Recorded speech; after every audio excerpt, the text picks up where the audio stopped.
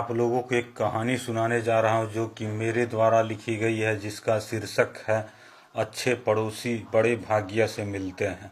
जो कि इस तरह है। एक गांव में एक वीरभद्र नाम का किसान रहता था। वह बड़ा ही झगड़ालू, दुष्ट और अभिमानी स्वभाव का था। वह किसी भी प्रकार से किसी भी लोगों की मदद नहीं करता और दूसरे लोगों को तुच्छ नज़र से देखा करता था। न तो वो किसी के घर जाता और न ही किसी के आगे अपना सर झुकाता। इसलिए गांव के दूसरे किसान भी घमंडी समझकर उससे बात तक नहीं किया करते। वीरभद्र के पड़ोस में ही विश्वनाथ नाम का किसान रहता था। वह बहुत ईमानदार, दयालु और सीधा स्वभाव का था।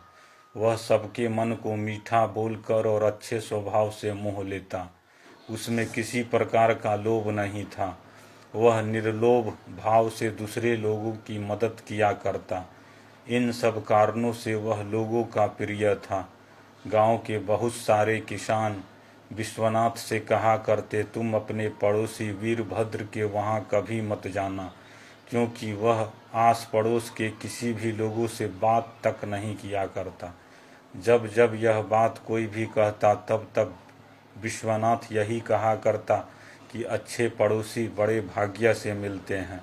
यह बात एक दिन वीरभद्र के कानों तक पहुंच गई और वह इसका उल्टा अर्थ समझ बैठा।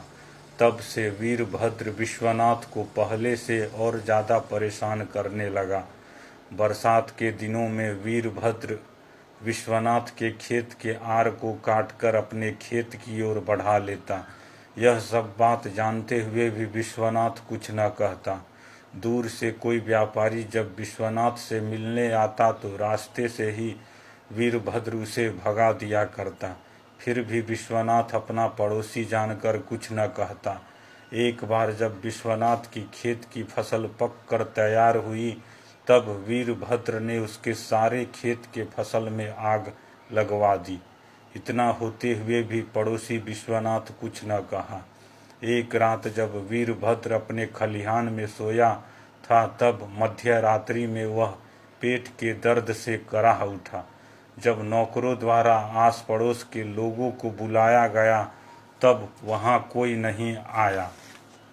लेकिन जब विश्वनाथ को इस बात का पता चला, तब वह लोगों के लाख मना करने पर भी वीरभद्र के पास तुरंत दौड़ा चला आया और उसके द्वारा अपनी गाड़ी से उसे निकट के अस्पताल तक ले जाया गया।